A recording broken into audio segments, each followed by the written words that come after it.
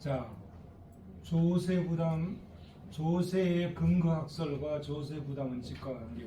이익설은 편익원칙과 연관되어 있는 거죠. 아까 이익설은 뭐라고 그랬나요? 정부로부터 편익을 제공받으면 그에 대한 대가로 세금을 내야 된다. 이게 이익설이죠. 그럼 뭐 얼마만큼 내는 것이 공평하냐? 편익에 비례해서 내는 것이 공평하다. 이게 편익원칙이죠. 능력설은 편익하고 상관없이 경제적 능력이 있기 때문에 그 세금을 내야 된다. 그럼 얼마만큼? 경제적 능력에 비례해서 세금을 내야 된다. 이게 능력원칙이죠. 한마디로 하면 그 얘기예요. 나머지는 보시고요. 자, 이제 조세원칙. 조세원칙. 이번엔 이제 조세원칙이잖아요.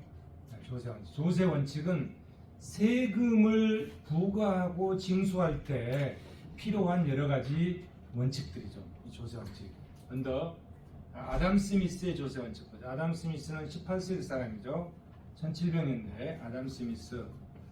자, 아담 스미스의 평등원칙, 그 다음에 확실의 원칙, 지불편의의 원칙, 최소징세비 원칙 네 가지를 얘기했는데요. 먼저 평등의 원칙. 평등의 원칙 굉장히 중요하죠. 평등해야 되잖아요. 뭐를? 세금을 내는 데 있어서 평등해야 된다. 평등. 조세의 평등성. 그러면 조세의 평등성. 아까 얘기했듯이 아담 스미스는 고전압하고 이익설이죠. 이익설. 정부로부터 편익을 제공받기 때문에 세금을 내야 된다. 얼마만큼? 편익에 비례해서. 그죠? 이익설. 그러면 뭐라고 했나요? 모든 국가의 국민은 될 수 있는 한 각 개인의 능력에 비례하여 국민 각자가 국가의 보호에서 보는 혜택에 비례해 정부 유지 재정부담. 이게 뭐 능력에 비례하여 이렇게 능력 원칙이란 게 아니고 이익 원칙을 설명하고 있는데 이렇게 지금 표현이 된 거예요. 이게 능력에 비례하라 해서 이게 능력 원칙을 얘기해 능력설을 얘기하는 게 아니야. 이익설을 얘기해. 이렇게 국가로부터 편익을 제공받는다. 그러면 그 편익에 비례해서 세금을 내야 된다. 이런 얘기예요. 이런 얘기. 이제 그렇게 보는 것이 합리적인 것 같아. 근데 이제 가만히 생각해 보면 또 어떻게 해석을 할 수 있냐면 이렇게 해석할 수 있어요. 이익설은 확실한 것 같은데 아담 스미스 얘기하는 거 이익설. 이익설은 뭐죠? 정부의 편익을 제공받으니까 편익에 대한 대가로 세금을 내야 된다. 이건 확실해. 확실한데 그러면 얼마만큼 세금을 내야 되느냐? 편익에 비례해서. 그러면 이제 그게 편익 원칙이잖아요. 조세부담 배분의 원칙에서. 근데 능력이라는 possibility, 능력이라는 영어를 써놓은 거 보면은 그러면 이게 능력설은 아닌데 이익설은 확실한데 그러면 능력 원칙인가? 능력에 비례해서 편익을 제공받은데 세금을 내서 왜 세금을 내야 되는가에 대해서는 이익설이 확실한데 조세 부담 배분 측면에서는 능력에 따라 내라 이런 얘기인가? 또 이렇게 해석할 수도 있는 여지가 있는 것 같아. 이렇게 해석할 수 있는 여지. 그런데 그거보다는 그 두 가지 해석이 있는데 그거보다는 여기서는 이제 조세 근거 학설로서는 이익설, 조세 부담 배분 원칙으로서는 능력설 이렇게 이제 써놨어요. 이제 제 개인적인 의견은. 근데 또 한편으로는 일부 학자들이 얘기하는 이익설이고 능력 원칙이 아니라 편익 원칙을 얘기한다도 해석할 수 있는 것 같아서 저도 좀 헷갈려요. 그래서 여러분들 새겨서 그냥 보세요. 어쨌든 아담 스미스가 얘기하는 평등의 원칙은 조세의 평등성이야. 조세의 평등성. 조세의 평등성. 조세 부담 배분에 있어서 평등성을 얘기하는 것 같아. 조세 부담 배분에 있어서. 근데 현대의 평등성은 또 개념이 틀려요. 평등이란 말도 공평이나 평등이란 말도 내가 보니까 시대에 따라서 변천되는 것 같아. 이게 주관적인 표현이잖아요. 이런 것들이 주관적인 표현이기 때문에 시대에 따라. 근데 조세 원칙에서 아담 스미스의 평등성은 이런 측면에서 평등성이다. 이런 측면에서 이익설 측면에서 평등성이다. 이익설 측면에서. 이때는 말이죠. 이때는 세금을 잘 안 내려고 했어요. 특히 누구? 귀족, 승려 이런 사람들. 그래서 이때는 뭐냐면 국민 계세주의 원칙이 보편화되지 않았어. 이때는 뭐냐면 국민이면 누구나 다 세금을 내잖아요. 지금은 대통령이고 뭐 누구가 다 평등하게 세금을 내야 그게 국민 계세주의야. 현대에는 그게 정착이 되는데 그때는 귀족이라든지 이렇게 남작, 백작 이런 사람들이 세금을 안 냈다. 그러면 그때 경제학자들이 그때 생각이 가장 문제점이 뭐라고 생각했어? 저 사람들 어떻게 세금 내야 될까? 이게 제일 큰 문제점이었을까요? 그럴 거 아니에요. 어? 귀족도 세금 안 내니까. 그래서 그때 이 당시에 17, 18세기에 좋은 세금은 뭐냐면은 비례세였어요. 간접세나 비례세는 누구나 다 세금을 내게 만들잖아요. 지금은 비례세가 불공평한 세금이잖아요. 간접세가. 그죠? 근데 그 당시에는 누구나 다 세금을 내게 하는 국민 계세주의 원칙, 그것이 시대적인 과제였다. 그러다 보니까 그때는 귀족이나 승려들도 세금을 내게 하는 측면에서 간접세인 비례세가 좋은 세금이라고 인식될 그 시기였단 말이에요. 그런 측면에서 봤을 때는 이 이익설이 편익을 제공받기 때문에 편익에 대한 대가로 세금을 내야 되는데 누구나 다 세금을 내야 되잖아요. 편익을 제공받았으면. 근데 왜 귀족은 세금 안 내? 이렇게 생각했을 수 있잖아요. 아담 스미스는. 그렇죠? 왜 귀족들은 세금 안 내? 그 사람도 세금 내야지. 이런 측면에서 평등을 얘기해서 굉장히 크겠다는 생각이 들어요. 제 개인적인 생각입니다. 그 다음에 확실의 원칙, 조세의 확실성. 각 개인이 지불하는 조세는 확실해야 하면 자의적이해서는 안 된다. 그죠? 지불 시기, 지불 방법, 지불 금액이 명확해야 돼요. 그 다음에 지불 편의 원칙. 모든 조세는 그것이 지불해야 될 납세자에게 가장 편리하다고 생각되는 시기 방법으로 징수해야 된다. 지불 편의 원칙. 그 다음에 최소 징세비 원칙. 세금을 거는데 비용이 좀 적게 들어가게 해야 된다. 이런 얘기가. 이 네 가지 원칙을 아담 스미스가 제시하는 조세 원칙이었다. 이런 얘기고요. 그 다음에 이제 이거. 그 다음에 이제 바그너는 조금 이제 그 뒤로 넘어가는 거죠. 또 이제 바그너쯤 되면 이제 아담 스미스는 초기 자본주의인데 바그너쯤 되면 이제 독점 자본주의가 넘어가던 그 시기겠죠. 한 중기쯤 되지 않겠어요. 그러다 보니까 자본주의에 대한 폐해를 조세 정책으로 어떻게 치유할 수 있겠냐 여기까지 이제 고민한 것 같아요. 그래서 4대 구조 원칙이 나오죠. 4대는 이 빨간 건 4개. 재정 정책상의 원칙, 국민 경제상의 원칙, 조세 배분의 공정의 원칙, 세무 행정상의 원칙. 이렇게. 이걸 4대 원칙이라고 그러고 거기에 들어있는 쬐끄만 거 1번부터 9번까지 이걸 소원칙이라고 그러죠. 그래서 재정 정책상의 원칙에서 과세의 충분성, 과세의 기동성, 그다음에 국민 경제상의 원칙에서 올바른 세원의 선택, 세종의 선택과 조세 전가의 원칙, 그다음에 조세 배분의 공정 원칙에서 과세의 보편성, 과세의 평등성. 여기도 평등성 나오잖아요. 과세의 평등을 근거하는 이익설과 능력설 중에 바그너는 능력설이 있잖아요. 아까 평등성에 있어서 아담 스미스는 이익설이 있잖아요. 이익설. 이렇게 평등성을 아담 스미스는 뭐로 봤다? 정부가 편익을 제공해주면 편익에 비례해서 세금을 내는 것을 평등으로 봤다. 근데 바그너는 그게 아니고 능력 있으면 능력에 따라 세금을 내야 된다. 이거를 평등으로 봤다. 평등 개념이 바뀌잖아요. 평등 개념이 바뀌죠. 이익설에서 능력설로 바뀌어오는 거죠. 세무 행정상의 원칙, 과세 명확성, 납세 편의성, 최소 징세비 원칙. 이렇게 시대가 자본주의가 점점 무르익어 갑니다. 머스크랩의 조선, 이건 자본주의가 끝난 다음이네. 1920세기죠. 20세기. 2000년이 아니라 1900 몇 년이니까 20세기죠. 20세기인가요? 1900 몇 년이면 20세기죠. 지금은 21세기고 2000년이 넘었으니까. 자, 이때 머스크랩도 공평성. 머스크랩가 얘기하는 공평성은 뭔가 봅시다. 이때 머스크랩은 조세 부담 배분의 공평성을 얘기했어요. 아까 이 사람들 아담 스미스는 이익설로서 공평성이야. 이건 조세 부담 배분이 아니야. 조세를 부과하는 조세 왜 세금을 내야 되느냐에 대한 공평성이야. 왜 세금을 왜 세금을 내야 됩니까?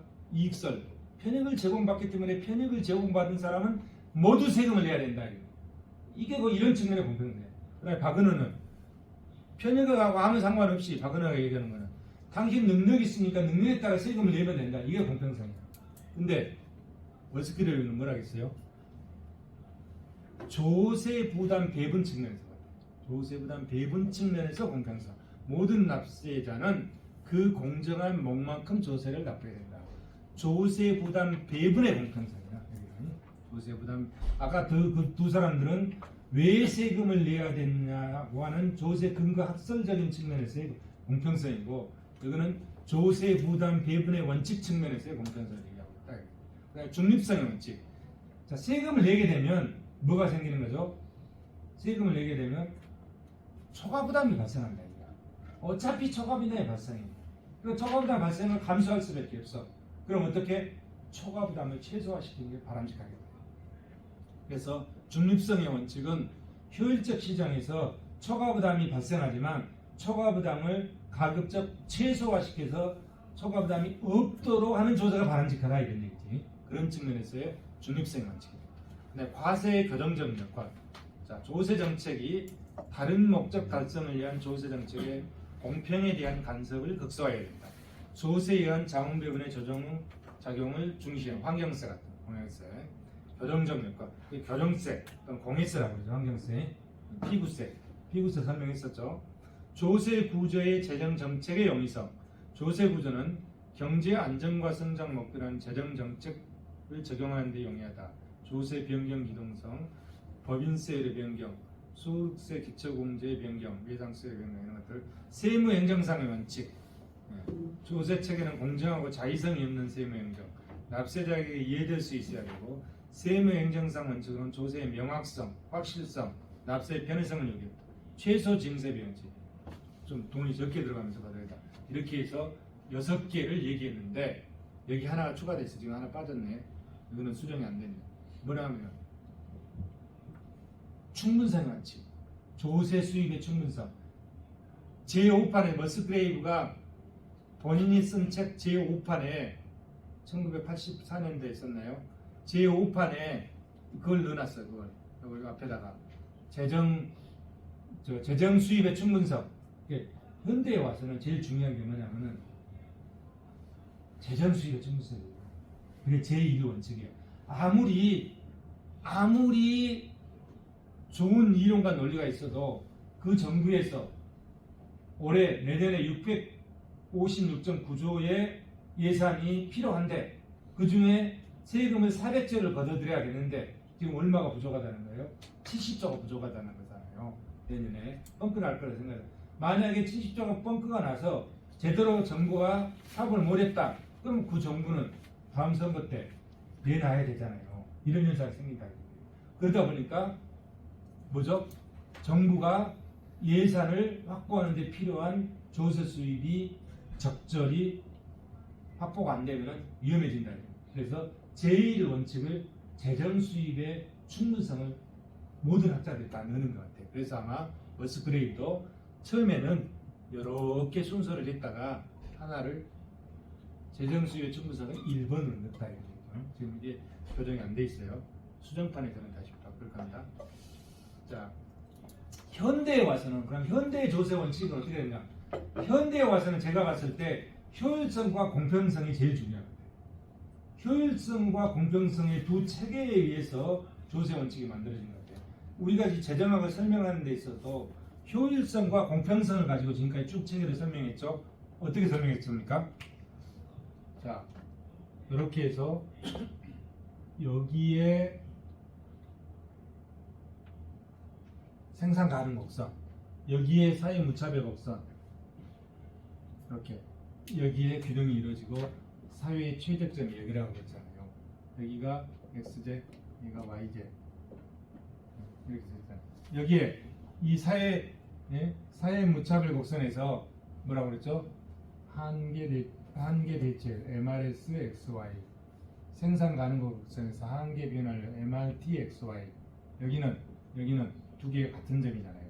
MRS XY, MRT x, y죠. 그런데 이거는 뭐요? 공평성을 반영하는 거고 이거는 효율성을 반영. 사회 무차별 곡선은 공평성이 반영됐잖아요. 그래서 효율성과 공평성의 균형을 추구하는 거를 지금 쭉 제가 그렇게 설명했잖아요, 책을. 그래서 현대 사회에 있어서는 효율성과 공평성이 가장 핵심의 대두되는 거예요. 그리고 그 부수적으로 앞에서 얘기했던 재정학자들이 얘기했던 조세 원칙들 그걸 다 포괄하고 있는 거죠. 포괄하면서 그 중심에 효율성과 공평성으로 설명을 하고 있는 것 같아요. 그래서 효율성과 공평성 이렇게 쭉 지금까지 쭉 설명해 갔으니까 생략하겠습니다. 효율성, 공평성, 머스그레이브 쭉 나오죠. 현대 조세 원칙. 그러면서 이제 세 번째 세수충 분석, 그다음에 최소 징세비의 원칙 이런 것들, 그다음에 합리성과 간편성 원칙, 신축성의 원칙, 정치적 책임 원칙. 요즘은 이 정치적 책임 원칙이 굉장히 중요한 것 같아요. 조세 원칙으로 할 수도 있고 안 할 수도 있는 것 같은데 결국은 조세 정책을 잘못하게 되면 정권이 바뀌잖아요. 1990년대 영국의 대처 수상이 가장 효율적인 조세를 하나 내세웠어. 가장 효율적인 조세. 효율성이 100%야. 효율성은 100%. 공평성은 한 50%밖에 안 돼. 이런 조세를 내줬어. 50% 내지 꽝이야. 이런 조세. 이게 뭐죠? 인두세. 정액세. 인두세를 내줘. 이거는 공평성이 꽝이야.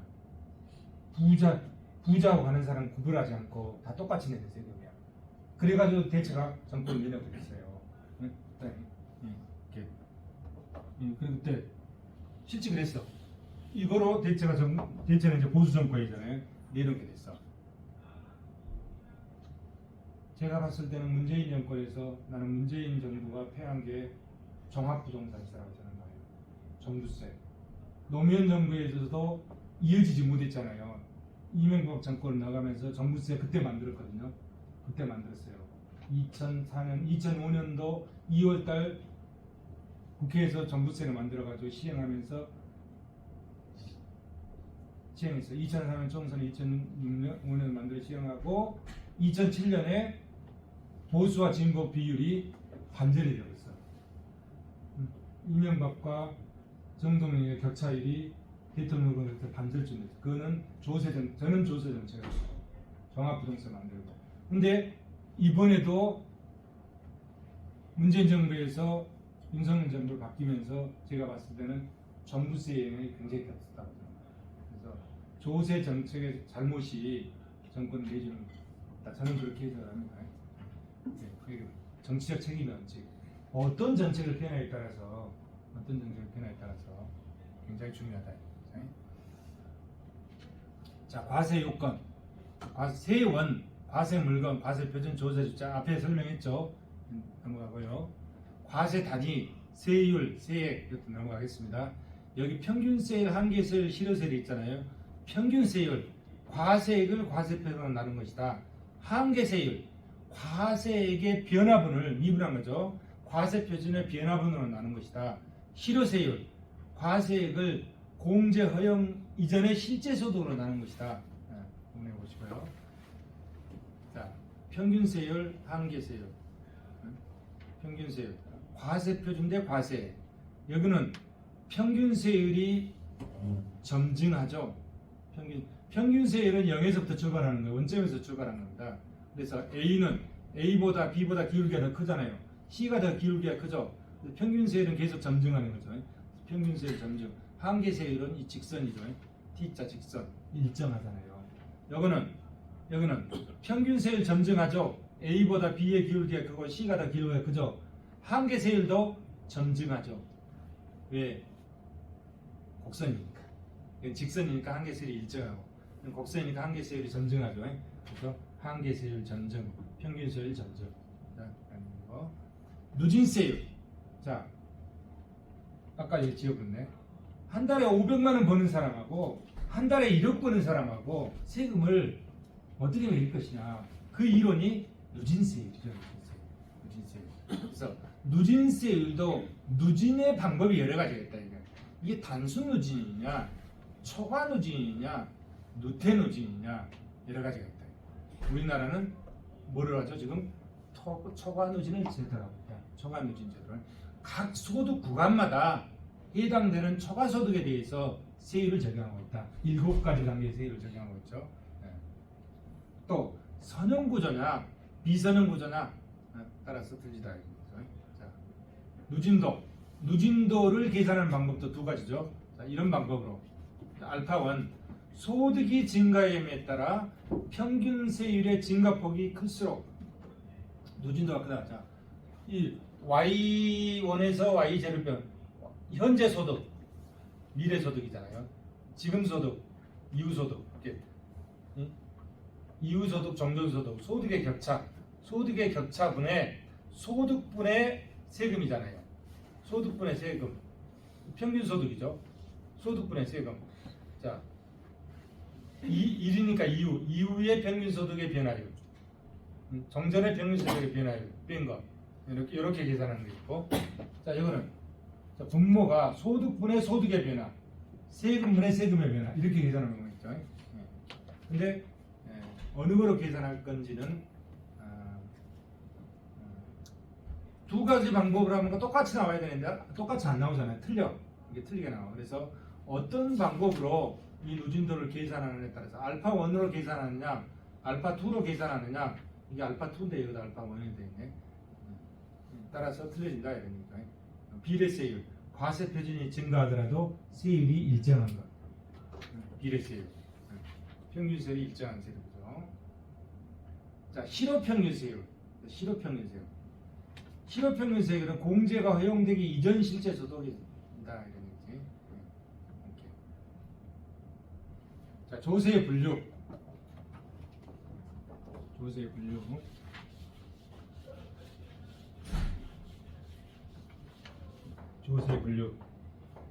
국민경제, 국민 잘 알고 있죠. 부가 가능 조세. 자, 생산물 시장. 아까 이거 기업, 가게, 이 국민경제가 돌아가면서 이런 세금들이 붙는다 이런 거지. 거기에 이 국민경제의 순환 과정 중에 이렇게 세금이 붙는다. 생산물 시장, 이게 생산물 시장이잖아요. 생산요소 시장, 이게 생산요소 시장이죠.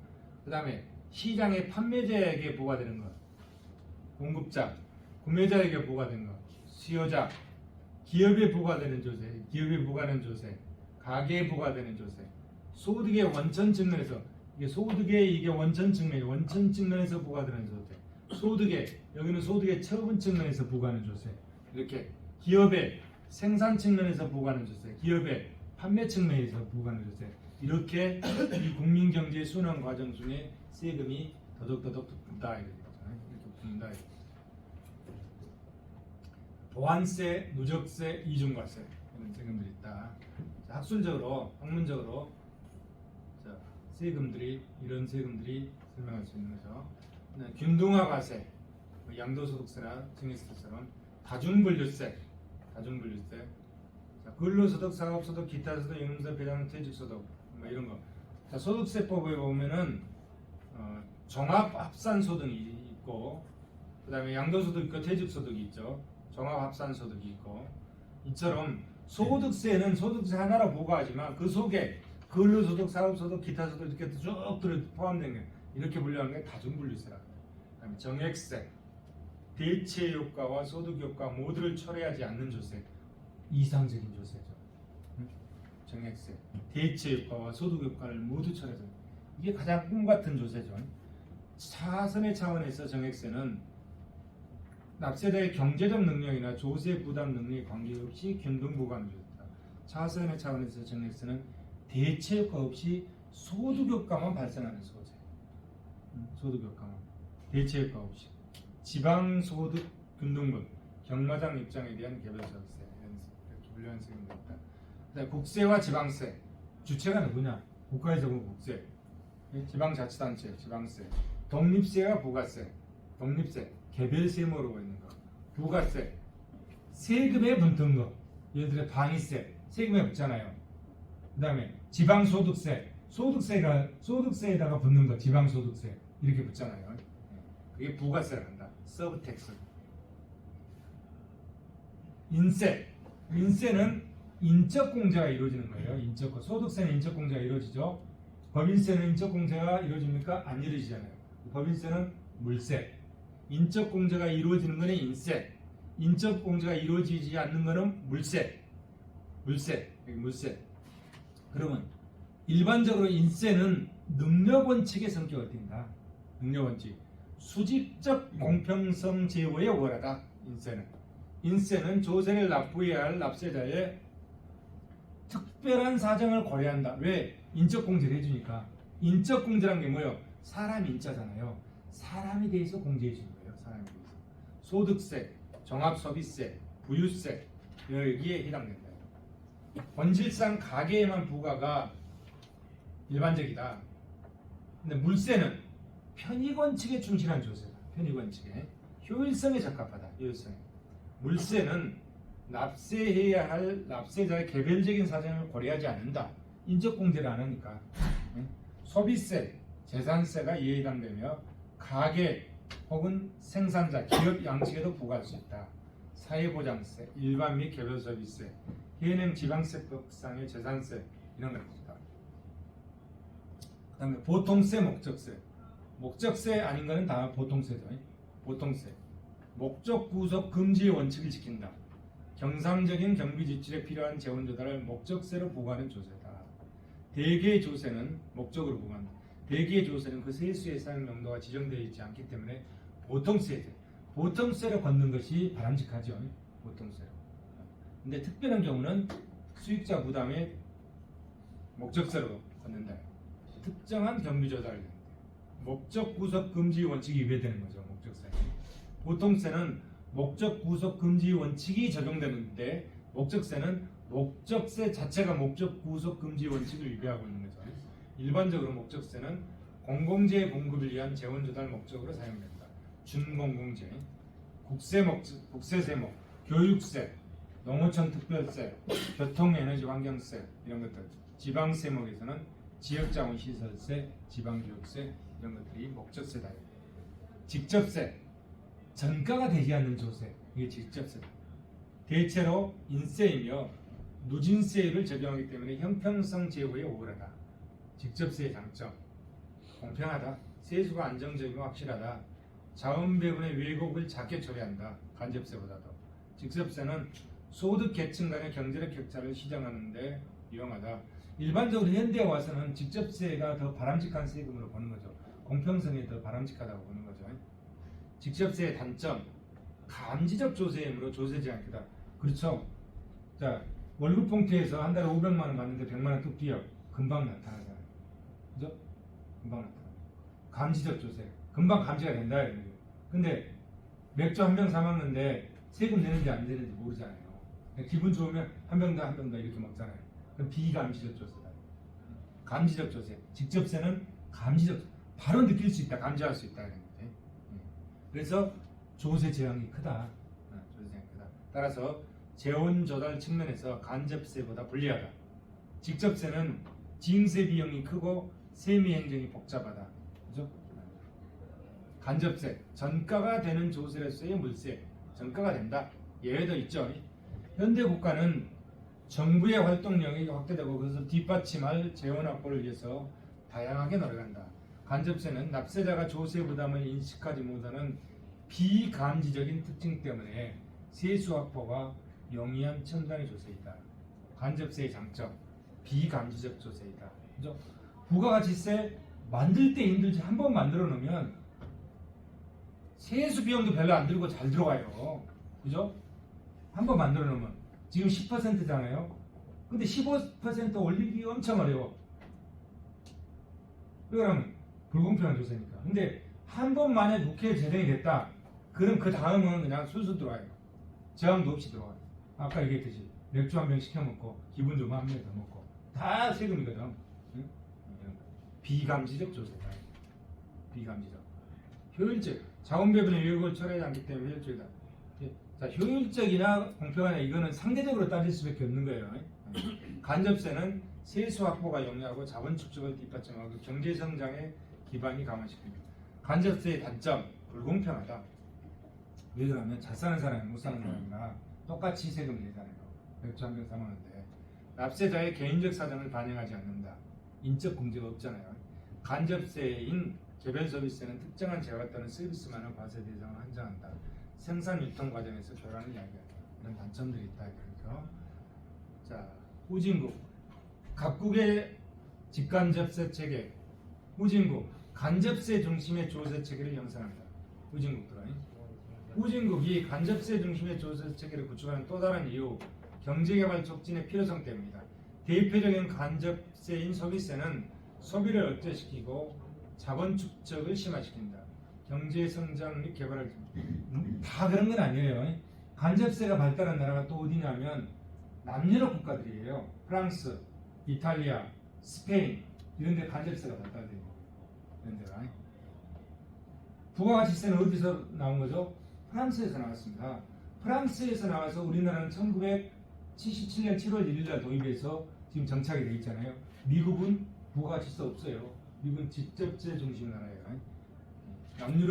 남유럽 프랑스에서 만들어진 거죠. 간접세가. 근데 간접세 세금 걷기는 쉽죠.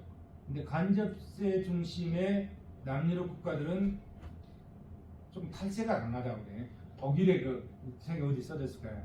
독일의 그 연구소에서 연구한 게 좀 탈세가 강하대.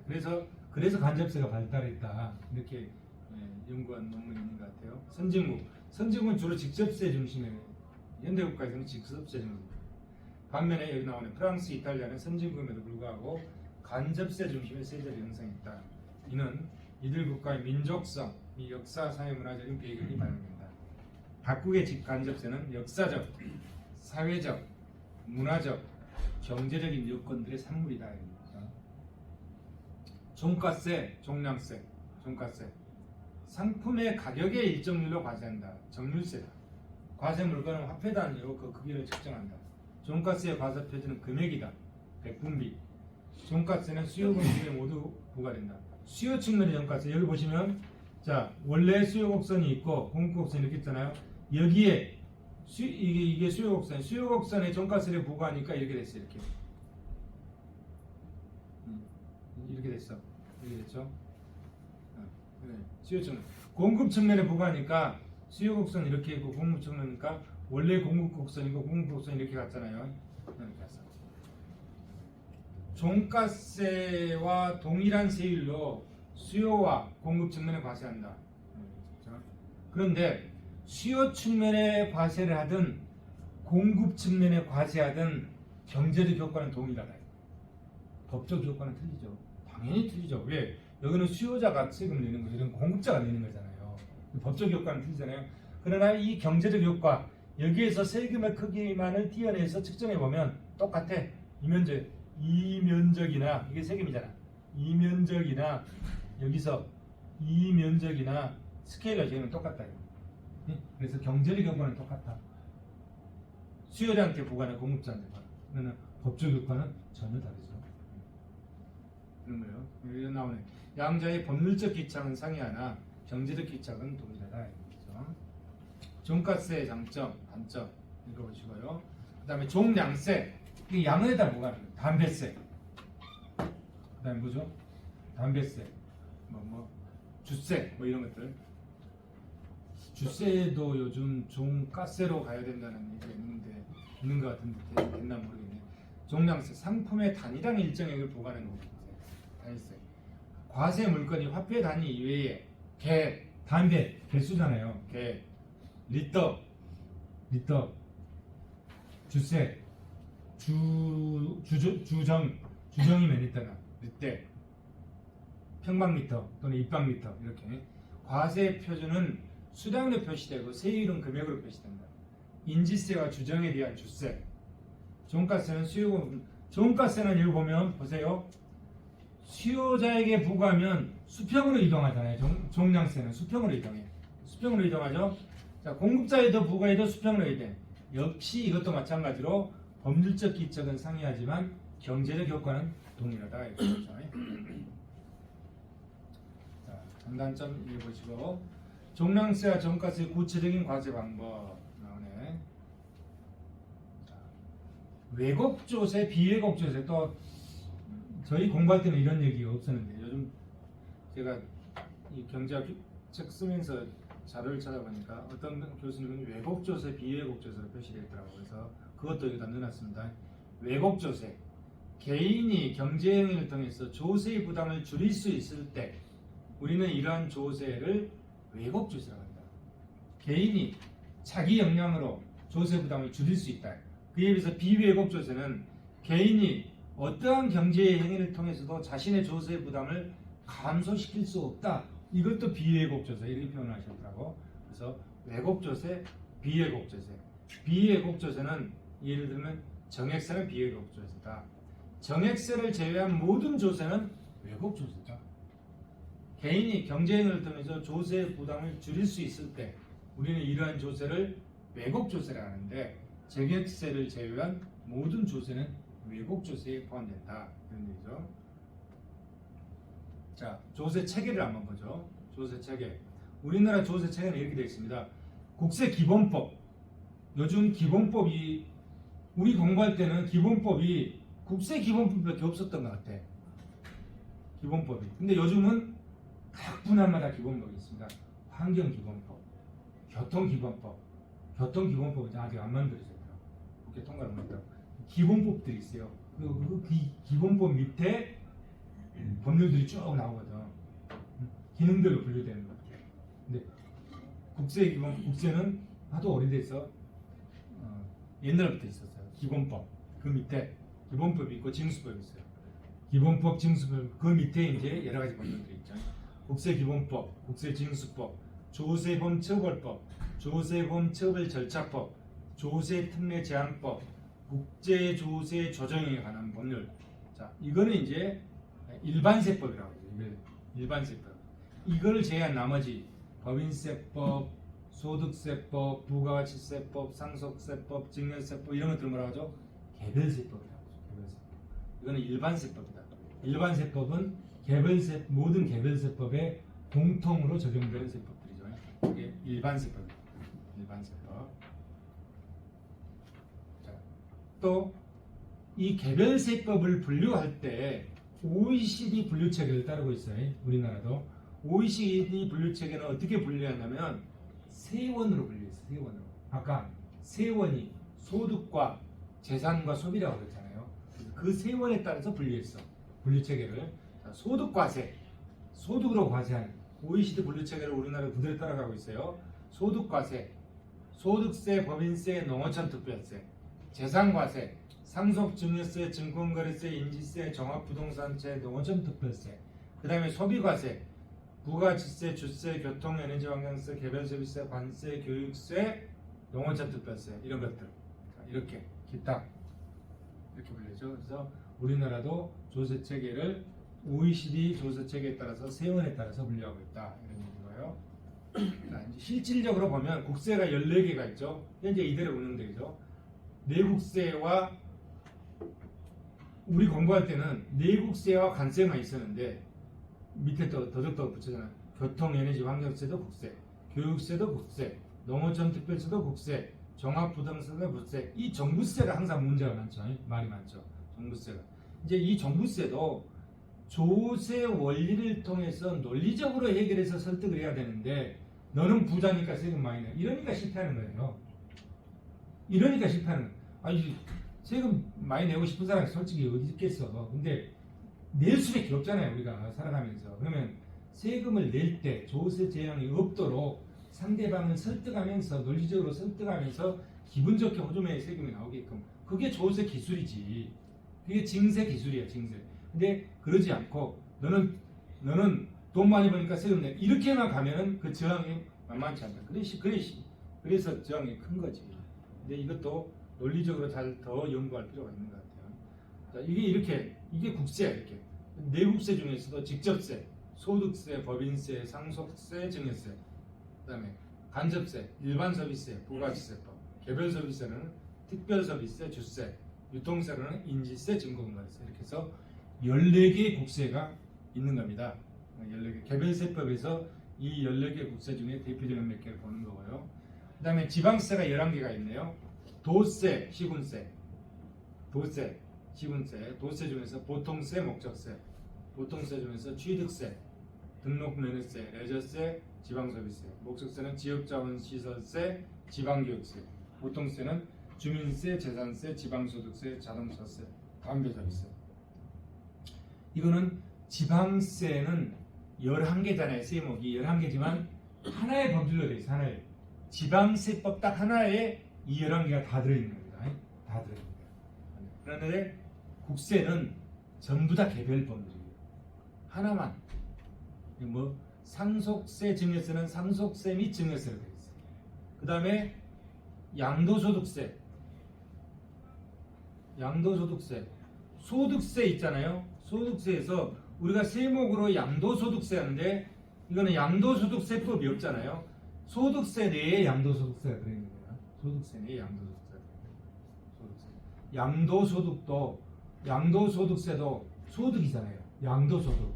퇴직소득세도 소득이잖아요. 퇴직소득. 양도소득과 퇴직소득은 소득세법에 들어있는 겁니다. 그리고 상속세와 증여세는 같은 법률 속에 상속세 및 증여세법으로 되어 있어요. 그리고는 보면은 다 개별이죠. 다 따로따로 개별 법률이에요. 그에 비해서 지방세는 뭐다? 지방세법 하나에 11개 법률이 다 들어있는 거예요.